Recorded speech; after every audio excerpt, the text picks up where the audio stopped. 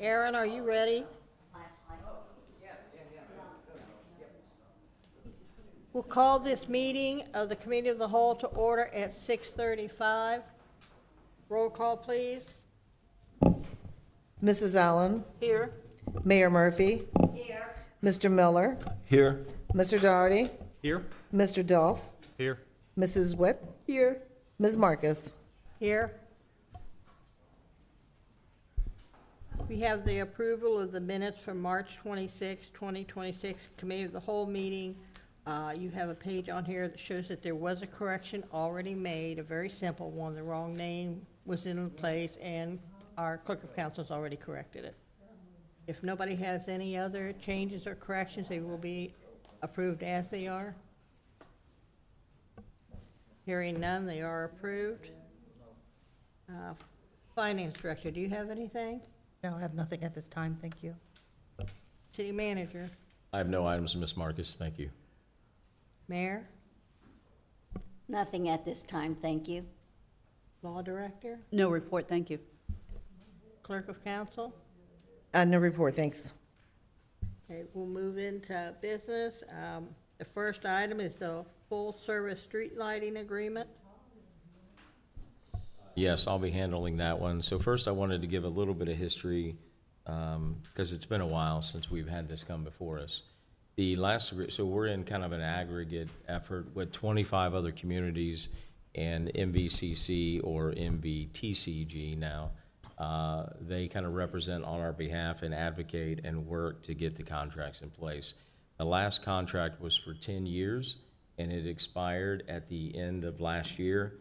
The negotiations actually started in early fall, and the initial proposal that we received from Miami Valley Lighting was something that Jay with MVTCG knew that the city managers would not be able to advocate or support or even bring in front of our council. So they ended up creating a side committee to be able to go in and do further negotiations. Obviously, we're now in April. You could tell that took some time. There were extensions also given.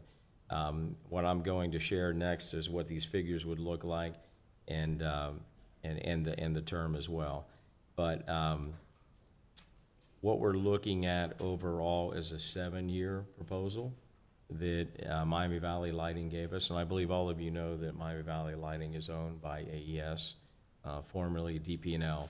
The rate increases over the 7 years. The first year would be 5%, which would be $223,142. Year 2 would be a 4% increase, bringing the total to $228,857. And year 3 would be a 3.25% at $232,421. And by the way, this agreement has been reviewed by the law director. We'll come forward and you'll be able to see all these numbers for the legislation. Year 4 is 2.75 at $250,549. Year 5 is also 2.75 with a total of $257,395. And then year 6 and year 7 are also 2.75.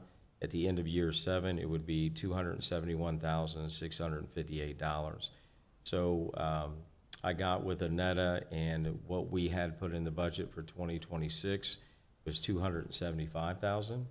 So our 26 total is estimated at 223, so we are well within budget.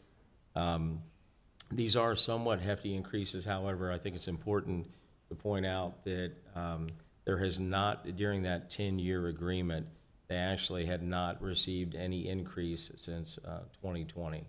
So it had been 6 years without an increase. This agreement would be retroactive back to January 1, and there would be a lump payment to cover those months where we've been under extension. That would occur in August, and I've shared that with the Finance Department as well. And other than that, I would like to just ask for legislation to be prepared to accept the agreement at the next regular meeting. And I also want to extend my appreciation to Jay for all the hard work he's done over about the last 6 or 7 months to get this thing in place. And again, we all have our individual contracts based upon our number of lights and everything, but This is representing 25 of our regional communities. They're actually, so it depends on what the outage is, if they've got to go underground, but they have a software system.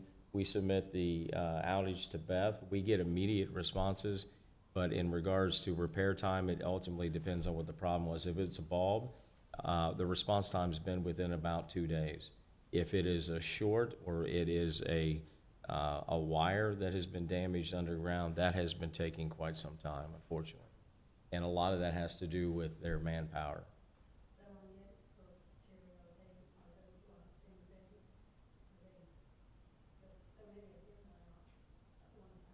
Oh, you mean, yeah, no, they're all on.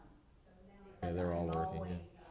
Yeah, I used to count coming down the hill, how many lights were on. She's been sharing with me, all of you have actually done a good job, and again, we immediately get it reported.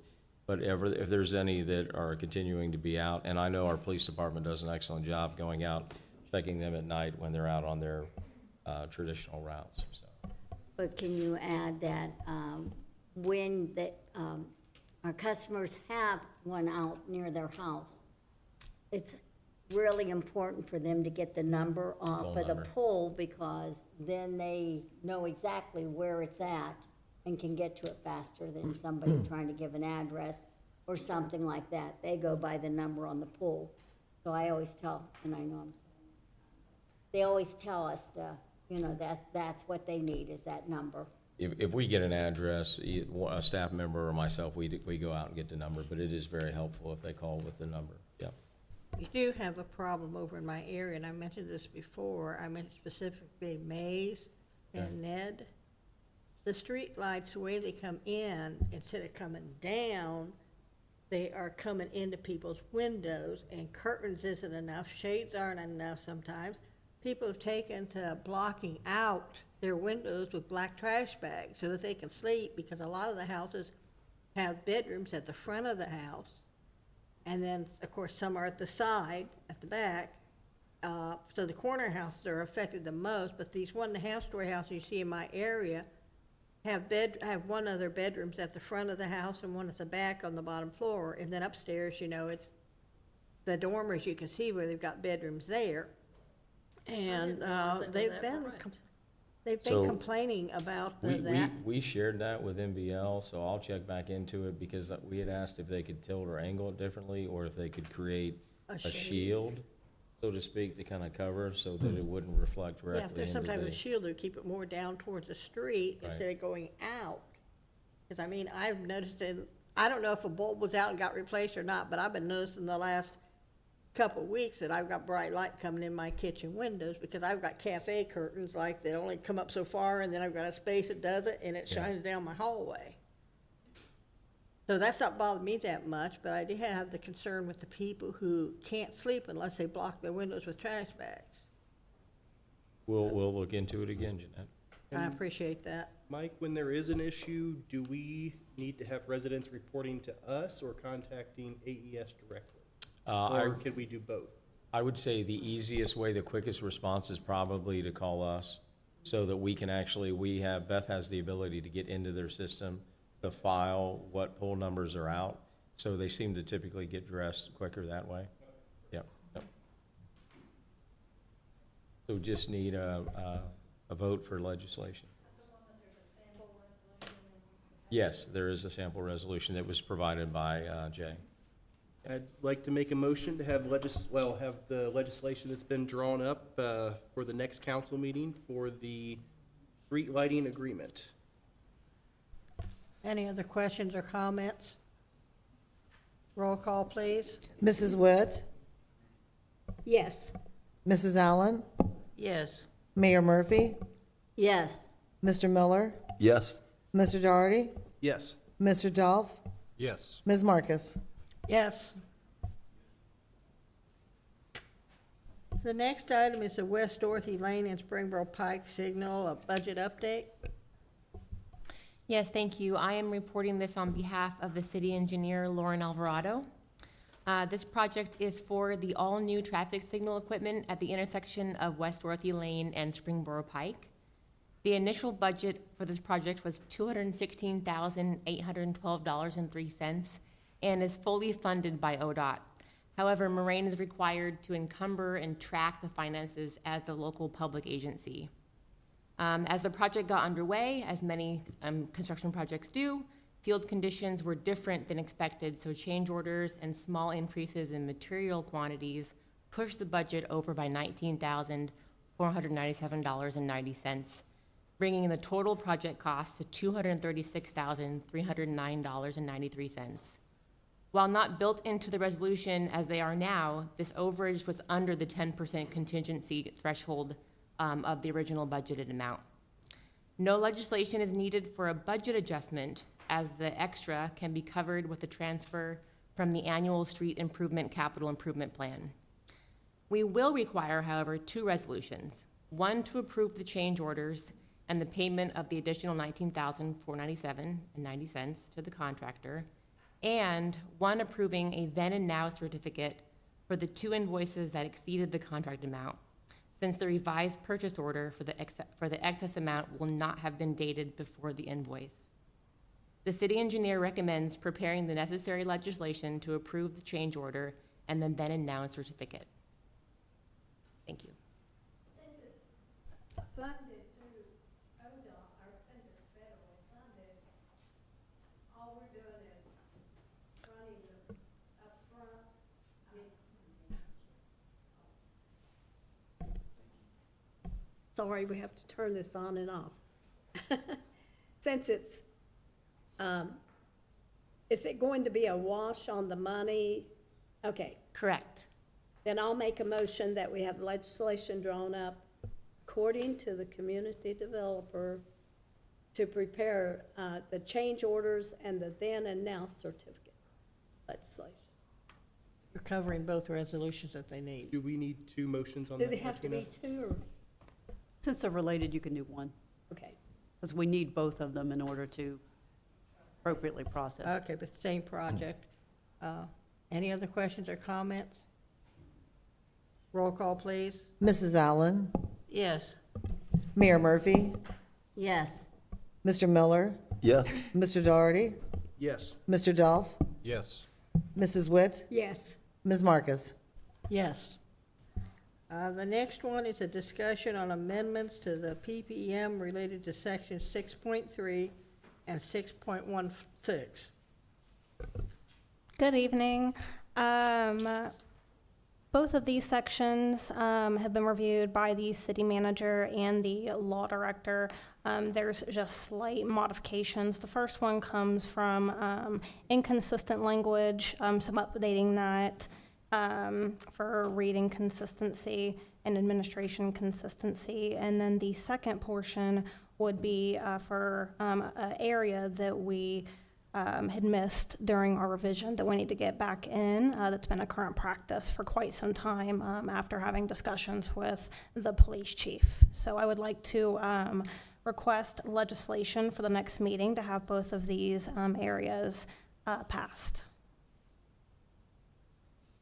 Any questions or comments? Do we have a motion? I'll make a motion that the proper legislation be prepared as per the HR director. Roll call, please. Mayor Murphy, Yes. Mr. Miller, Yes. Mr. Doherty, Yes. Mr. Dolph, Yes. Mrs. Witt, yes. Mrs. Allen, Yes. Ms. Marcus. Yes. Our final item is the tax review board appointments. Yes, I'll be sharing that item tonight. The Ohio Revised Code requires us to have a tax review board in order to hear appeals of tax assessments or refund denials. The board, the council is required to appoint 2 of the members to this board. They serve a 2-year term, and there is no limit to the number of terms as long as they're reappointed by council at least every 2 years. The last time we had members appointed to this board was in 2020, and they served 2021, and then there haven't been any reappointments since then. So we need to reactivate the board and appoint these 2 members. Patricia Bond and Sharon Duff are the recommended appointees. So we will need legislation to appoint them.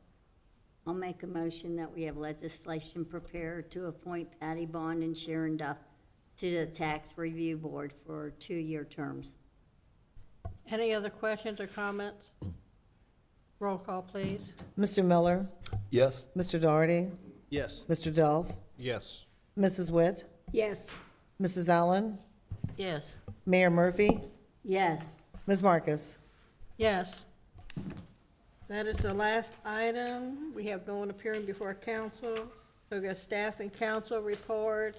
I'll start with the fire department. Nothing to report, ma'am. Police department, Nothing to report, ma'am. building, building maintenance, Nothing to report, ma'am. streets, apartment. Nothing to report, other than I didn't get a chance to say, it's been a pleasure working with Nick. Worked with him a lot on some city signs and the cemetery especially. He's always been a great person to work with, and we really are gonna miss him here. Thank you. Human resources, Nothing to report, and once again, Nick, we're sad to see you go. We'll miss you. parks and rec. Yeah, just one thing. Here in the next couple of weeks, the flooring project's going to begin at the Civic Center. So there may be a couple minor inconveniences that we're just going to have to work through in order to spruce up the Civic Center over there. So I'll be in touch with most of the groups I already have, and we'll make this as clean and nice as we possibly can do it. So, but other than that, Nick, it's been an honor to work with you. Tree Board and getting us back into Tree City USA is a big accomplishment. So thank you for all you've done, and we're sad to see you go. Thank you. Building and zoning, No report, thank you. city planner, Just thank you to the staff for their comments, but I have nothing further to report. Thank you. community development. Thanks for the warm welcome, everyone. And it's kind of sad that I lost someone on my first week, but he's going to do great. Law director, No, ma'am, thank you. finance director, I too want to say that I'll miss you very much, Nick. It's been a pleasure working with you over the past year, and just thank you for all your help on things. Good luck to you. clerk of council, Well, I've said it every day to Nick since I've read the email, but we will miss you a lot, and you helped me actually get my footing when I first started with Planning Commission and all the other boards and commissions. So he's been a great help to me in many ways, and I will miss him. I'm extremely happy for him, and I hope the next person is similar. Thank you. city manager. Nick, has it worked? I've been trying to get you to stay. Did any of this help at all? He didn't pay us. I told Nick in the staff meeting that he would be missed. We've appreciated all of his work, and in fact, Kim is working on a plaque for employees with 20 or 25 years of service or more, and I told Nick he should hang around so he can get his name on that plaque, but it didn't work. So Nick knows what he's meant to me and staff. I've told him numerous times, and I do wish him luck in Vandalia, and the good news is that he's not too far away. So best of luck. Mayor Murphy, nothing at this time, thank you. Mr. Delph, No report, thank you. Mr. Daughtery, Nothing to report, Ms. Marcus. Thank you. Mr. Miller, Yeah, Nick, it's been great working with you on the historical markers and the city entrance signs and other projects. So good luck at Vandalia. Mrs. Witt, nothing to report. Mrs. Allen. Nothing to add, thank you.